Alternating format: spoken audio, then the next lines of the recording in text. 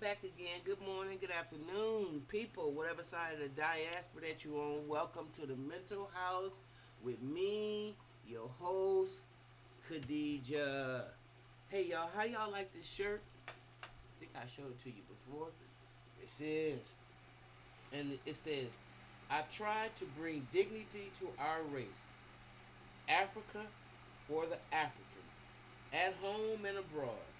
If I am condemned for that, then I am satisfied.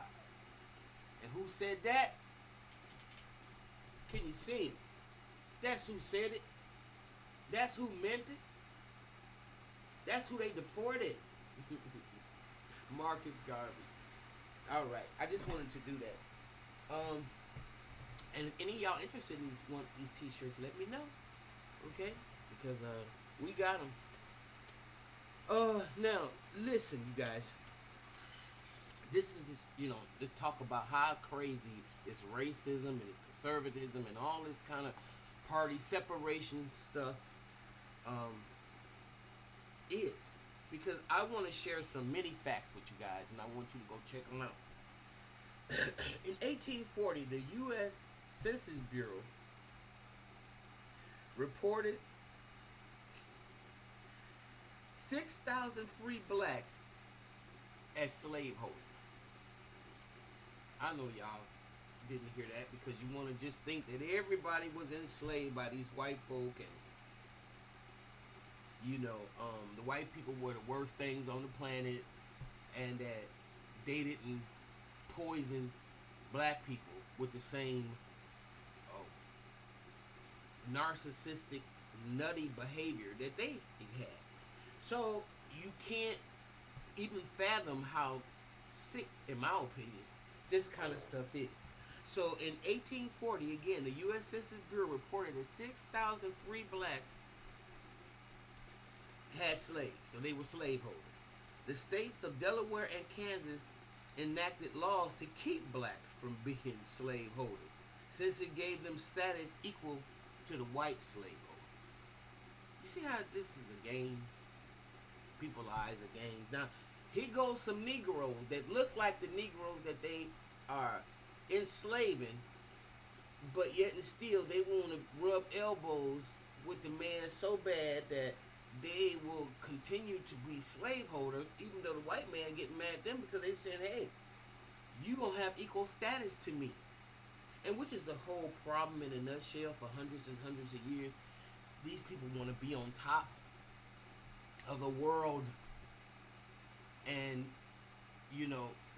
historically, we have not been a group of people that have been dominated or wanting to dominate other people by our power. I don't, at least, that I know of.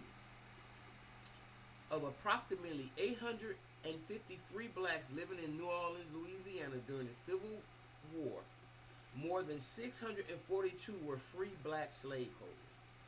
They formed 2 full regiments of black soldiers to fight with the Southern Confederacy to preserve slavery.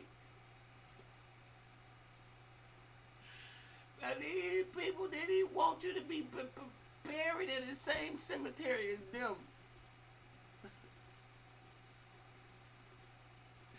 Oh, Lord. But you fighting on the side of the South to preserve slavery, and you can keep black slaves that look just like you. You talking about the epitome of self-hatred. Y'all think that Judge and Meek Mill case, y'all on some small stuff. This the real stuff right here. Oh my God. December 24th, 1865, the day before Christmas.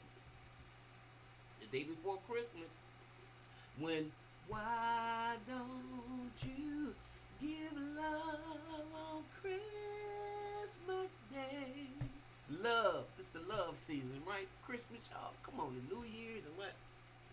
Well, December 24th, 1865, the day before Christmas, the Ku Klux Klan was organized in Pulaski, Tennessee, to resist Reconstruction and bestowing the civil rights of black ex-slaves.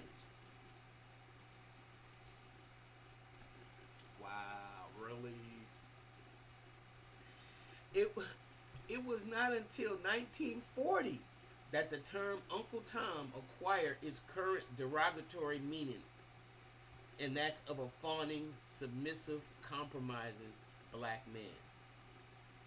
That term didn't come about until the 1940s. Okay, I thought that was real interesting because I just, you know, and really the term shouldn't even be that. It should be the Sambos because Uncle Tom was not that. The a Sambo is though. In 1795, a black actor for the first time was allowed to play a role that was not a comedic part. In James Murdoch's The Triumph of Love, a black actor played a romantic character.